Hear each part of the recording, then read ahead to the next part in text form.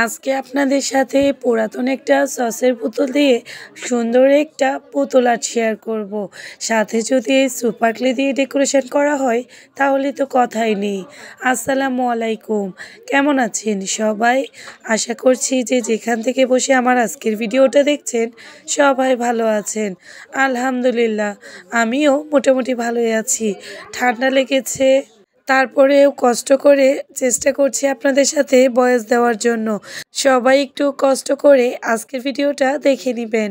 প্রথমে এই super clay দিয়ে আমি গ্রিন কালার কিছু পাতা তৈরি করে নিয়েছি। এই কালারটা কিন্তু ক্লের সাথে থাকে না।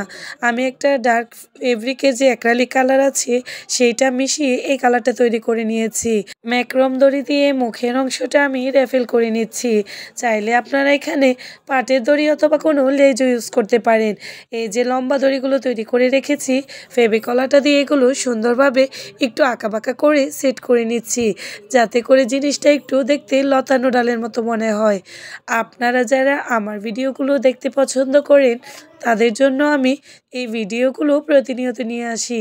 আগে এই ভিডিওটা রিলস শেয়ার করেছি, যাতে করে আমার আপু ভাইয়ারা ভালো করে বুঝতে পারে, তার জন্য লং ভিডিও শেয়ার করছি। ফেবিকলাটা দিয়ে দেখতে পাচ্ছেন পাতাগুলো সেট করেছি। পাতাগুলো সেট করার পরেও দেখতে কিন্তু খুবই সুন্দর লাগছিল। এখন হোয়াইট কালার ক্লে নিয়ে আঙ্গুলের সাহায্যে মানে নখের সাহায্যে কেটে কেটে আমি খুব সহজেই শিউলি ফুল তৈরি করছি। আজকে দুইভাবে দেখাবো আপনাদের আমি কীভাবে শিউলি ফুলগুলো তৈরি করি। আপনারা চাইলে আমার ভিডিওটা দেখে এরকম সসের বোতল ডেকোরেশন করে রুম ডেকোরেশন করতে পারেন। অনেকেই জিজ্ঞাসা করেন এই ক্লেগুলো কি নষ্ট হয়ে যায় কি না। আপনি যদি এটা একটু যত্ন সহকারে সুন্দর করে সাজিয়ে রাখেন তাহলে খুব সহজে নষ্ট হয়ে যায় না। আমি যতগুলো ক্লে দিয়ে জিনিস তৈরি করেছি এগুলো এখন পর্যন্ত ভালোই আছে। একটু ধুলাবালি পরে চেষ্টা করবেন শুকনো কাপড় দিয়ে এগুলো উপর থেকে পরিষ্কার করে দেওয়ার জন্য। অনেক আপুরাই কমেন্টস করে যে এটার মধ্যে পানি লাগানো যাবে কি না। না, এটার মধ্যে পানি লাগালে এটা কিন্তু নষ্ট হয়ে যাবে। এই তো ফুলগুলো এবং কলিগুলো তৈরি করা হয়ে গিয়েছে। পাতা এবং ডালের ফাঁকে ফাঁকে ফেবিকলাটা দিয়ে এখন ফুলগুলোকে সেট করে দিচ্ছি। আপনারা চাইলে এখানে যে কোনো ফুলই দিতে পারবেন।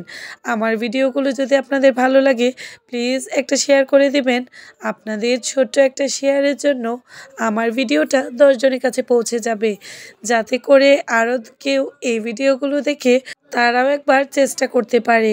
কারণ হাতের কাজ করতে পছন্দ করে না আমার মনে হয় এমন মানুষ খুঁজে পাওয়া যাবে না। কিন্তু অনেকে এই কাজগুলো কিভাবে করবে সেটাই বুঝে উঠতে পারে না। তার জন্যই আমার এই ভিডিওগুলো তৈরি করা। এই তো আমার বোতলটা কিন্তু একদম কমপ্লিট হয়ে গিয়েছে। কেমন লাগছে সবাই কমেন্টস করে জানাবেন।